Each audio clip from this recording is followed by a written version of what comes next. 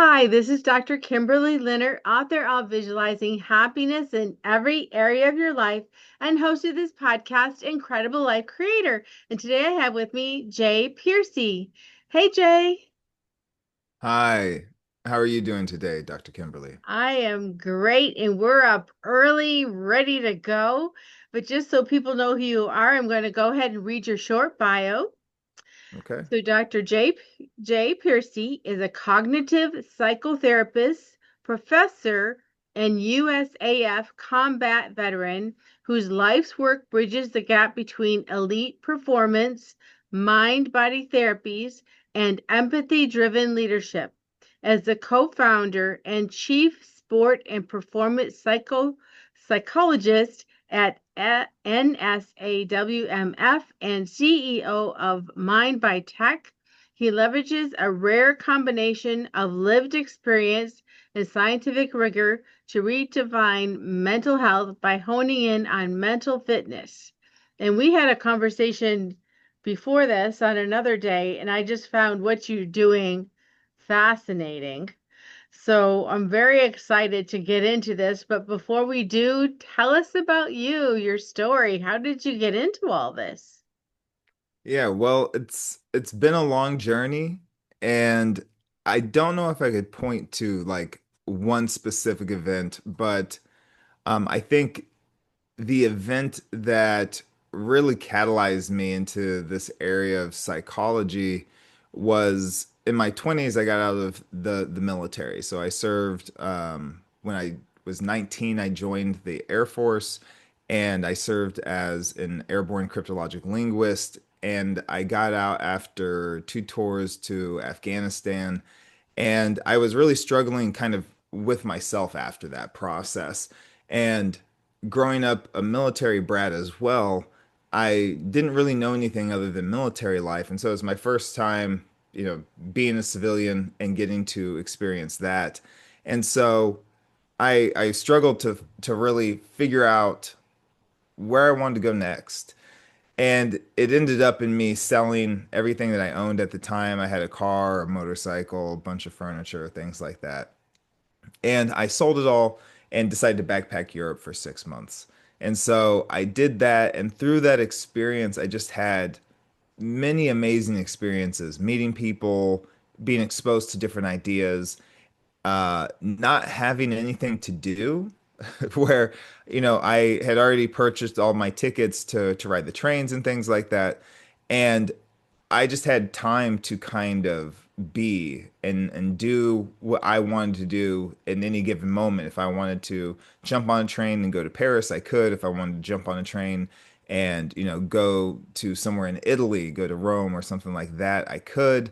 And so I just traveled around for 6 months. I camped, I rode on the trains, I slept in hostels, and that experience changed everything about me. And so when I got back to the States, I had just had this overarching question of how did I change? What about traveling caused me to change? And I became interested in this question. That led me to a master's degree where I further understood psychology more, but my master's was actually in business administration. So it, during my PhD, that's when I really kind of shifted gears and focused more on psychology. And that ultimately led me to the realm of psychophysiology, where we're really starting to talk about the mind body connections, where we're starting to talk about the whole of the body in relation to health and wellness. So, not just looking at the brain as an independent organ, but looking at the brain as an organ that functions only because it is connected with other organs, such as the heart, the respiratory system, things like that. And that really began to garner my interest in just how much is connected and how we tend to disconnect it when talking about these things in the West. And that led me to focus more on stress and how we even talk about stress in society as some kind of ethereal phenomena that, happens to us rather than really trying to understand what is happening to our body when we go through a stressful event. Not even something that's significantly stressful, even just waking up in the morning is actually a stressful event for your body as it starts to, accrue the hormones that it needs to energize the body, to get you out of bed, to do all the things that you have to do throughout the day. So that's a little bit of what I would say would be the catalyst. Now there are some precursors in there within my military service, within my childhood, things like that. But I think that that was probably the fundamental change where I started to ask myself questions and I started to learn about myself. Cool. So there's so many things there I resonate with, but let's just start from the beginning. So, you had the courage to go outside your comfort zone in the beginning, which was military life, which is all you knew. And not only did you leave military life and become a civilian, but you went from United States or wherever you were in the United States, right? Yeah. Yeah, yeah, I was Yeah. stationed in Nebraska. Okay, so you went from United States and traveled all over Europe. Hmm. So, first of all, congratulations on having the courage and bravery to do that because so many people stay in their comfort zone and they never experience the excitement that can happen from being in the unknown, the fear, the excitement of being in the Absolutely. unknown. And, as I think of that, there are so many young people today who are sometimes in their 20s, some in their 30s even now, that they're still searching like to find out who am I and where am I supposed to be, and they might go from Mhm. job to job or they're in a job where they're not really happy, but they don't know what else to do. So, Absolutely. how did you when you left the military, you went traveling and you came back home, how did you decide to go into a business uh a business career, I guess you would call it? Yeah, an entrepreneurial endeavor. Yeah, so again, that's a little bit of a journey too. I would say that that probably began with my dissertation, where my dissertation focused on understanding stress and how people think about stress, but also understanding stress physiologically. So I recorded people's heart rate and gathered heart rate variability data, which is an indicator of your autonomic system's function. So your autonomic nervous system is primarily composed of two different systems, the parasympathetic, which is your rest and digest response, and your sympathetic system, which is your fight or flight response, or you could think of it more as like an energy response. And so, as I was doing my dissertation and studying this, I was looking at the effect of a float tank or a sensory deprivation tank and how that shifted somebody's perceptions of stress or shifted their physiology.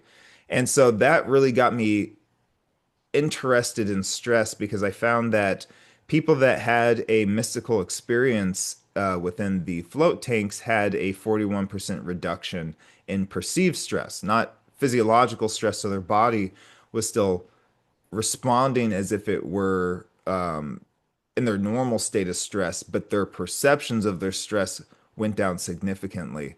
And so this really got me interested more in stress. And so as I finished my PhD, I started looking for work, and this was in 2020.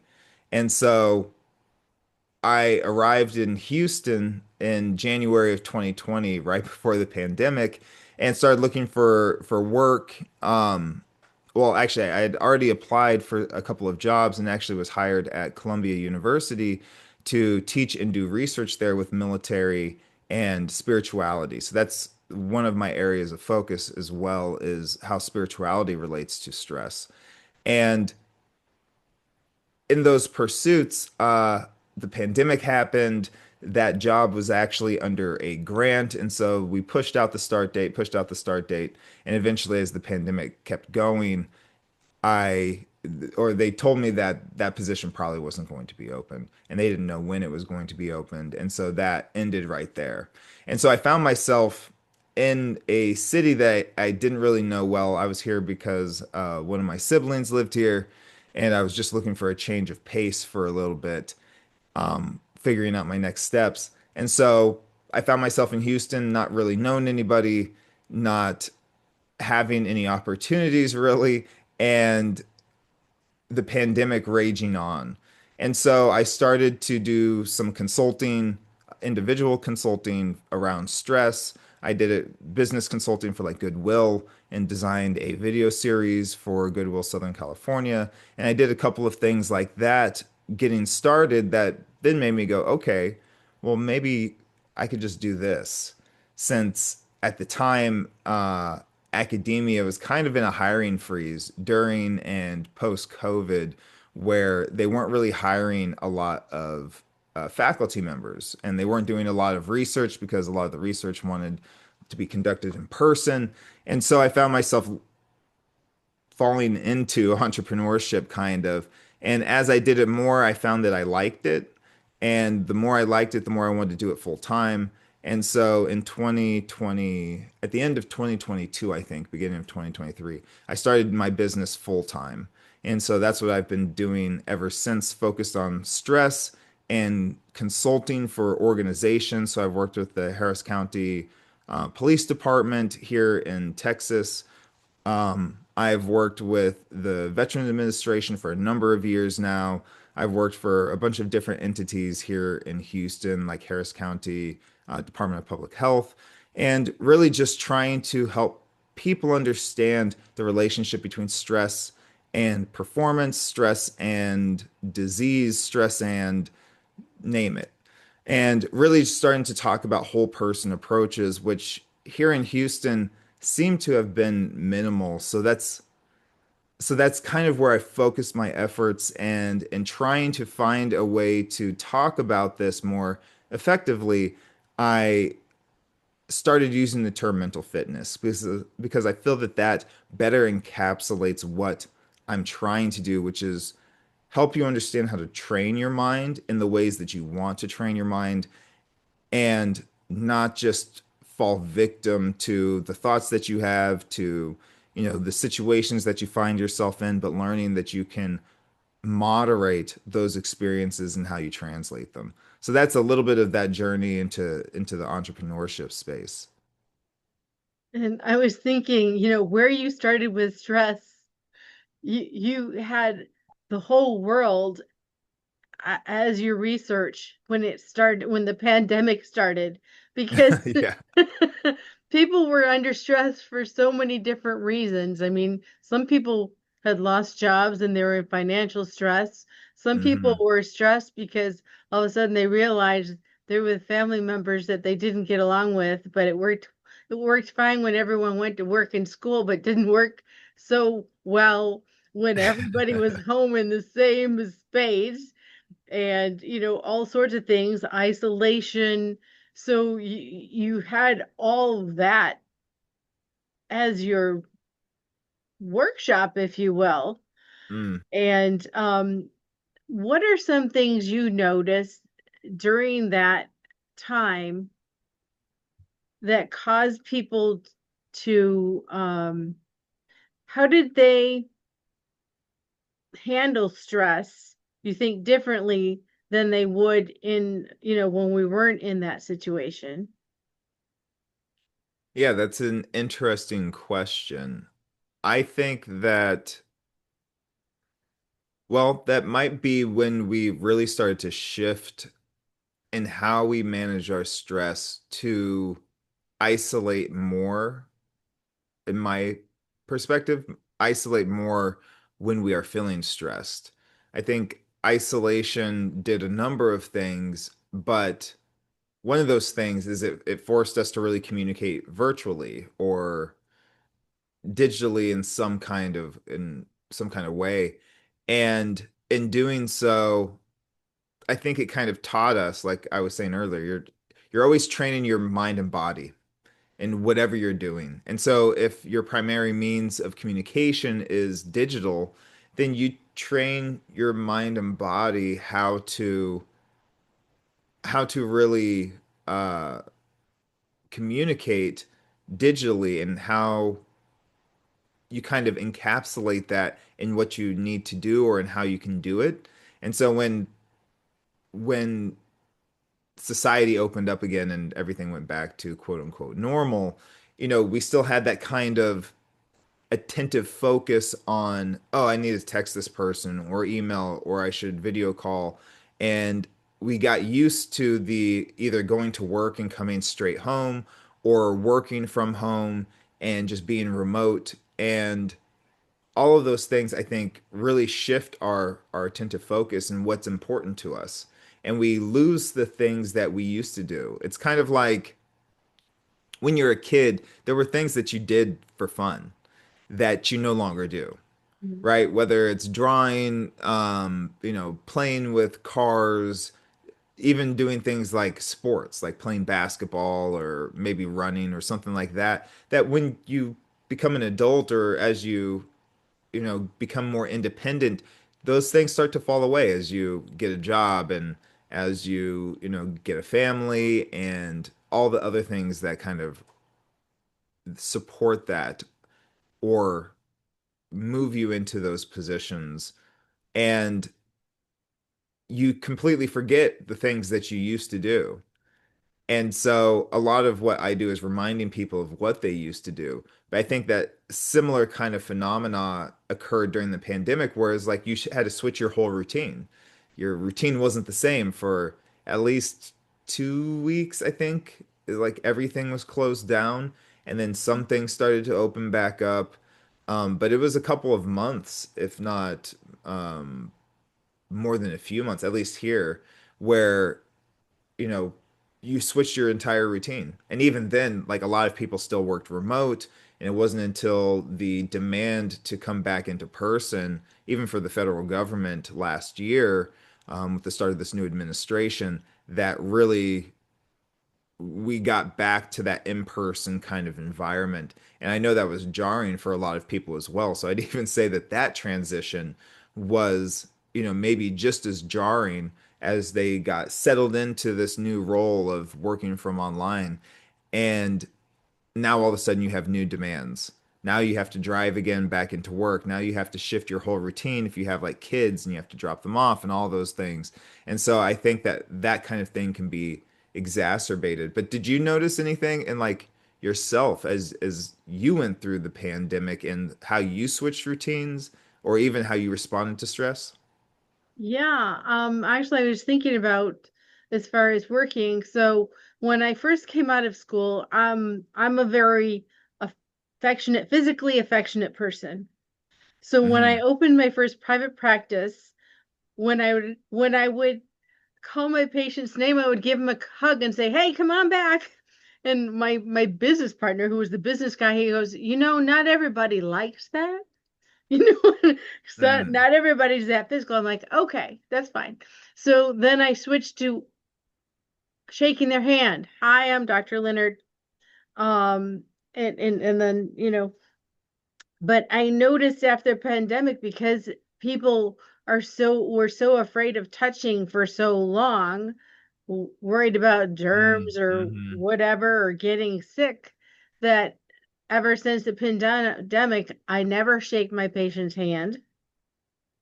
I Mm. want to, but I'm all of a sudden my mind has switched that maybe people are uncomfortable. Mm-hmm.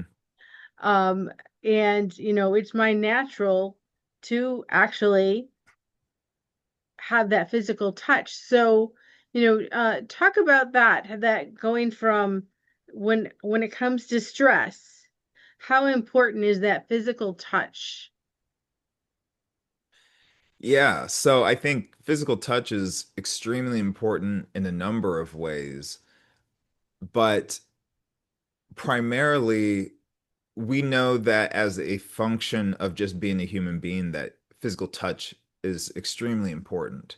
I mean, we know now that if you have a premature child, that one of the most important things that you need to do for their nervous system development is to touch them. And so now they have, special contraptions where you can touch an infant that was born premature. There's also a bigger push, like after C-section, to do things like skin to skin contact, where the baby is just laying on the mother's skin, and things like that we've realized are essential to nervous system development. And oftentimes, a premature infant will die if it does not have that physical contact.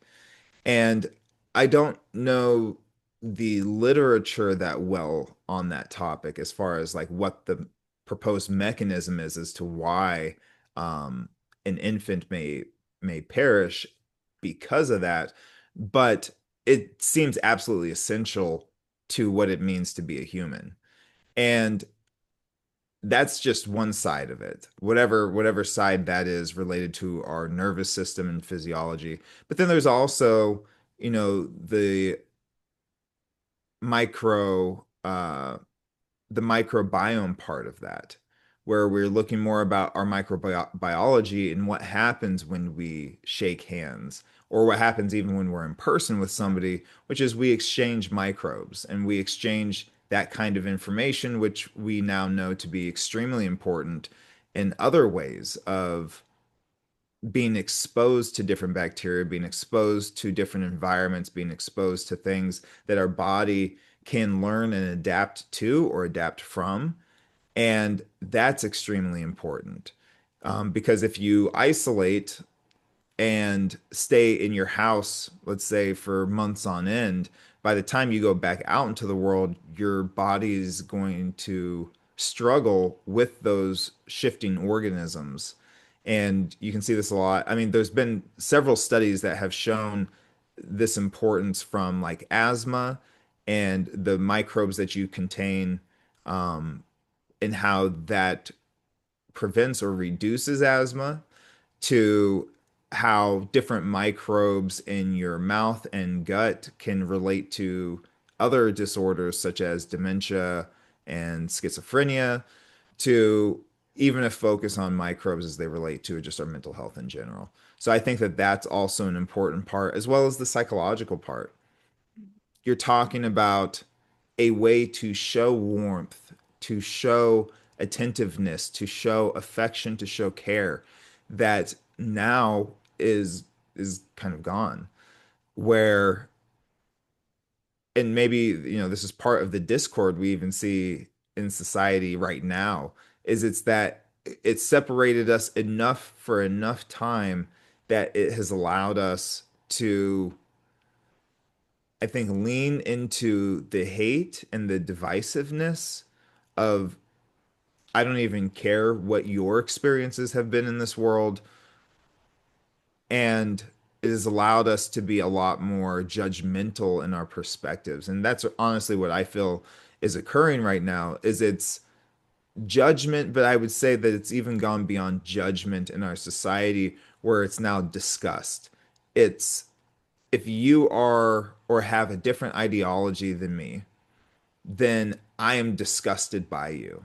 Disgusted that you would believe that, disgusted that you would even think that I would talk to a person like you. And that's kind of the feeling I get like when I hear people talk, left, right, conservative, liberal, whatever it may be. Um, Even just two opposing sides. You could even just, prefer a different football team. We have the Super Bowl coming up. It could be a shift in that, and you get that same kind of, oh, you like that team kind of thing, that I think just further divides us and creates more and more stress, where clearly we don't need any more stress at this point. I think we've had a good run of stress since 2020. Yeah. Now you did mention that um when people were in that what I forgot what do you call it? That tank where they were by themselves, deprivation tank, Hmm. that the people who had a spiritual experience stress differently. So do you want to talk more about that? How does spirituality connect with lowering stress? Yeah, so that's one of my favorite questions. just because I think that spirituality has been co-opted by religion to mean something and be something that it's not really. I think that spirituality is kind of like the umbrella, if you will, of belief. And I would say that spirituality encapsulates all beliefs. So if you believe that, for example, if you believe that sorry, I lost my train of thought. If you believe, for example, that a medicine will work for you versus not work for you, which is a placebo effect, that belief actually causes the medicine to work for you or to not work for you. The opposite would be a nocebo, where you go, that it was no matter what you do, it's not going to work, right? So that can be part of your belief system. Also, the belief in your identity. Whatever you believe about yourself, whether you believe that you are black, white, um, queer, whatever it is, that is part of your spirituality. That's part of how you see the world. And with that broader perspective, we can start to see that even the belief in a higher power falls under that. But it's not just believe it in this way, which I think is what most religions teach is it's, you got to follow these things, do this exact thing, believe this written work, do these practices every day, and then you will be able to communicate with a higher power. But I think that all of the faith traditions are really focused on the same thing, the same phenomena, the phenomena that, we call God or something to that effect. And we forget that no matter what you believe, if there is a higher power out there, people could connect with that higher power in a number of ways. And we kind of lose that when we focus specifically on a religion and religious doctrine, and we start to lose the personal connection with a higher power or even with a system. So, for example, your belief that nature is healing could be part of your spirituality. So you could go into nature and spend time with the trees, spend time with animals, spend time just existing in nature, and that could be a very spiritual experience. And there are many studies that have demonstrated the power of Shinrin Yoku or forest bathing. It's a Japanese practice. And even just being in nature causes a decrease in stress. But really, what I think, if we go back to like my dissertation study, the thing that I think was most important there is that people were having experiences that they had not had before. And that was causing a shift in perspective. And this is what I think spirituality fundamentally can do. And also where it's most potent is that it teaches you that you don't really know what you think that you know. That this world that you feel like you know how it works and how everything goes, and if you just do X, Y, and Z, that you'll be happy. If you start to look through a spiritual lens, you start to realize this world is so much more complex and wild. It's wonderful how weird it is to even exist on this planet. And you can really start to appreciate your life, your experiences, the things that you've gone through, the things that you want to do, and start to find more gratitude in the wonderment of the universe rather than kind of a nihilistic, um, maybe self-aggrandizing perspective where it's, more about me, the organism, and more about what I want, and you lose touch with the greater whole and how things all work together for good. So, one question I like to ask people that I think really encapsulates this is, and I'd love to get your response on this too, is if aliens just came down to Earth and visited you and were like, "Hey, can you define what a human is to me?" How would you define a human? Like, how do you explain that to an extraterrestrial being that doesn't have that knowledge? I mean, you're right. It is really complex. I mean, You could start with the physical part. We have so many parts to us, first of all. The physical part, our thinking, our, like you said, our spirituality. There's just so many parts to us, and each person is so unique that you could describe one person, but it wouldn't describe the whole human race. Mm. Yeah. But have you ever asked yourself that question before? Like what a human is? I never have. And so that's more, I think, my point is that we have gone through this life defining ourselves as a human, but I've asked, over 100 people now this question, and I have found maybe a handful of people that have ever pondered it. And I find that curious considering we all define ourselves as human. And it wasn't even until just a couple of years ago that I even started to ask myself that question. Um, Being an expert in mind body medicine, I feel like that's like the most fundamental question that you should ask yourself. Being in psychology, what is a human? And we haven't taken the time to even explore that and what that means. And so for myself, I've come up with a simple definition that I like to use, which is a human is an energetic being that is a system of systems and an entity of entities. Basically, meaning that if you change anything in your system, you change all of the things in your system. It may be, imperceptible to consciousness where you don't realize what has changed or how that small change is affecting you, but every small change causes a change to all systems. And the same thing with the entities. Like we were talking about earlier, you're composed of microbes, you have parasites, there's a variety of microbes from fungi to viruses to bacteria themselves, and they all play a different role that, to kind of steal from Alan Watts, he says that, on a microbiological level, you may look at those systems and go, wow, this is absolute chaos. Like the site of an injury, right? You get a small cut. And if you looked in the blood, it would probably be mass chaos in there. It's, your white blood cells responding to invaders, and it's just like mass murder of different, microbes, and all of that, that happens, and you're not even really aware of it with a small cut. You don't know that there's absolute chaos because on a macro scale, there's harmony still. Your body is functioning as one unit. You're still able to walk and move, and even though that chaos is occurring, you are still whole.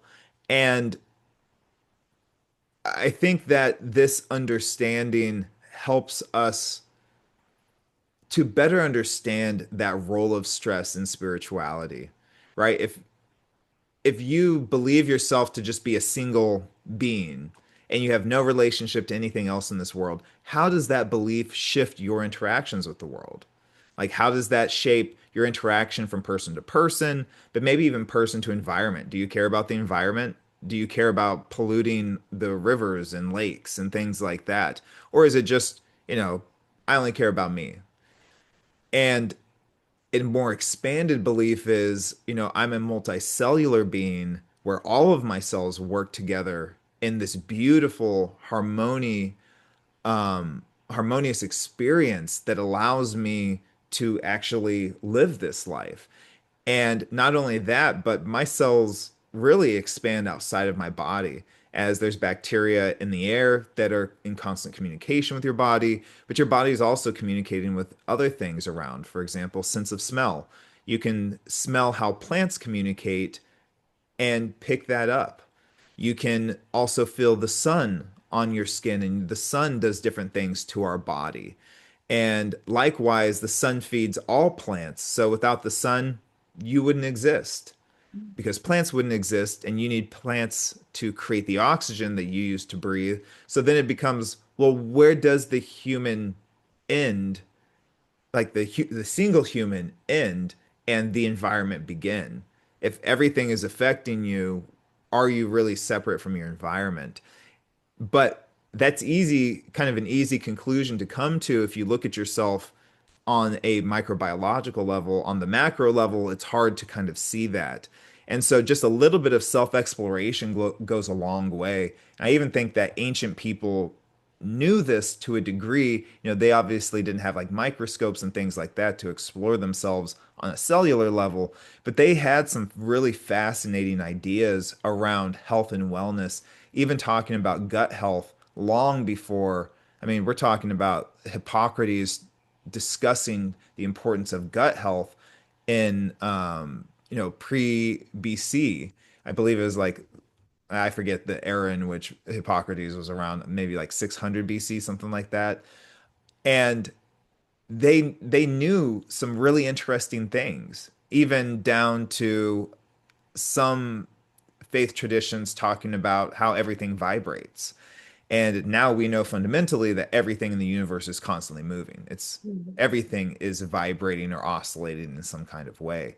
And so I like to go back and try to understand how ancient people thought, because I think they had a better understanding of what it is or what a human is than we do today, because of, I think, we just kind of take it for granted. We never even ask ourselves.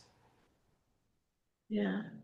Wow, that brings up so many questions. And as you were talking about, the vibration and the frequencies, so I've been in the natural medicine space, if you will, for 35 years. And one of the differences between that and Western medicine is finally catching on.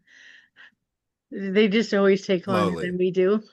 Yeah, yeah, But, we've used sound and light and far infrared. We've used all the frequencies. We've used different ways of using frequencies, or even substances like herbs or different things that we actually energize with the sun, or with different things. We've used those things that seem kind of ethereal under the surface, because you can't see a wave.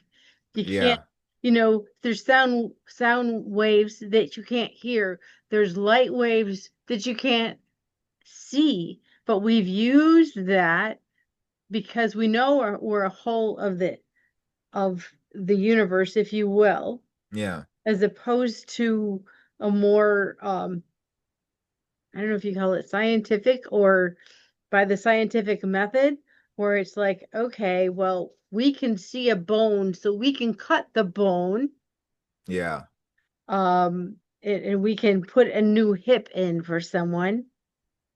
So it's really, really different. So it's interesting that you're talking about feeling being part of something. And I know personally, I love going in nature. There's a park about 2 minutes from me that I go to often that has this, I call them waterfalls, but my kids say they're rapids. They're not big waterfalls, but they, in the water uh-huh, in the summer goes up high and goes low in the winter. And when I go out there, I feel like I'm with all the things.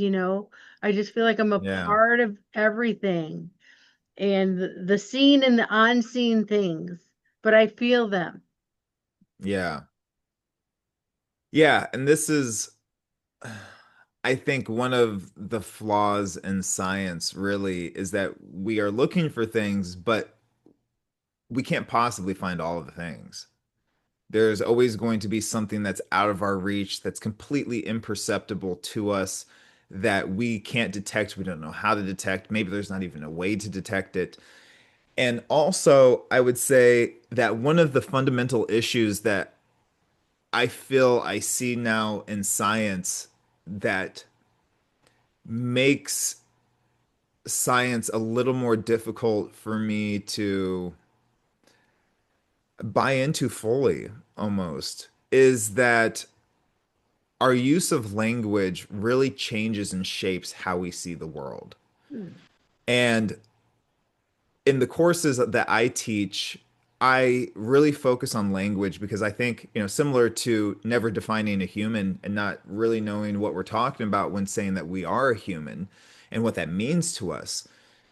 every single word is that same exact way. And so I like to use, I think, for the easiest kind of perspective is the word love.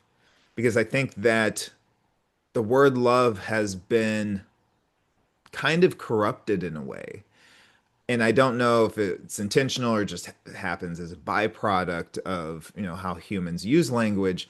But for example, you could love your kids, you could love your partner, you could love your parents and siblings, but you could also, love your car, and you could love driving your car, and you could love, trying new foods, you could love traveling, you could love things that are a little more abstract, like the feeling of traveling, that feeling you get when you travel to a new location. You could love something like a sensory deprivation tank experience that is very anomalous.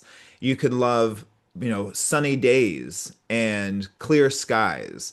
You could love laying in the grass and watching the clouds. And you can love all of these things, like even down to pizza.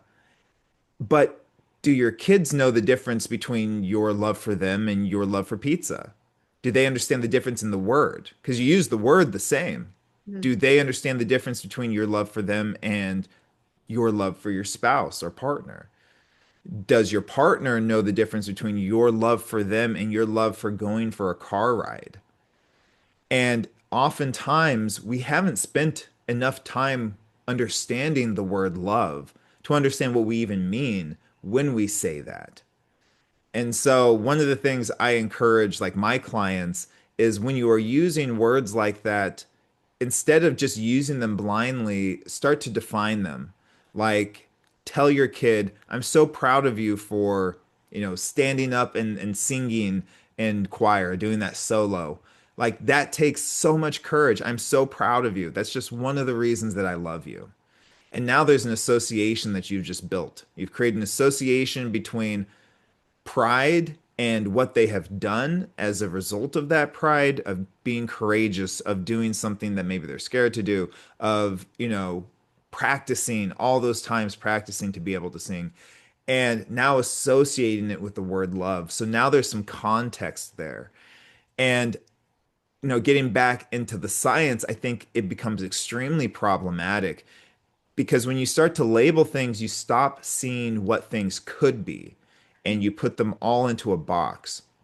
And so, one of the fun thought experiments I like to do is the word oxygen.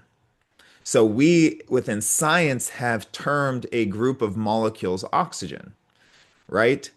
And in doing so, we stop looking at them anything other than oxygen. Oxygen, is just this molecule that helps energize cells in a way.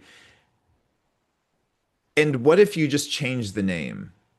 And instead of calling it oxygen, you called it God, because God is in everything, and oxygen is in everything. And oxygen is a fundamental part of life on this planet, and you couldn't separate most life from oxygen. Although, there are some microbes probably somewhere that don't use oxygen, but there's some kind of exchange occurring. And if you just called that God, it would fit a lot of conceptions of God, as far as like, God breathed life into Adam, Mhm. or within like the Hindu faith tradition, Brahma spoke the word Om, and that's what created everything. And we can kind of look at that and say that that required breath as well, or something, Mhm. right?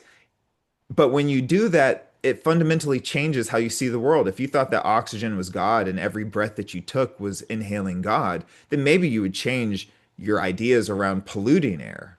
Mhm. But because we call it oxygen and we've labeled it a molecule and we think we understand it, we stop seeing the fascinating in the things that we think have become ordinary. And I think that is one of the fundamental problems of language. And going back to what you were kind of saying, is that I would say that the only real truth in our life is our experience. That is a fundamental truth. And to take your experiences and translate them into language is a really a phenomenal feat. And to do so without really considering the language that you're using, I think has caused so much. I would say, I don't really like using the word trauma, but it causes something very profound to occur. Because if you can translate an entire day of experiences into that was a bad day. Well, was the entire day bad? Is that how you're looking at it? You said it was a bad day. Does that mean every single moment of that day was bad?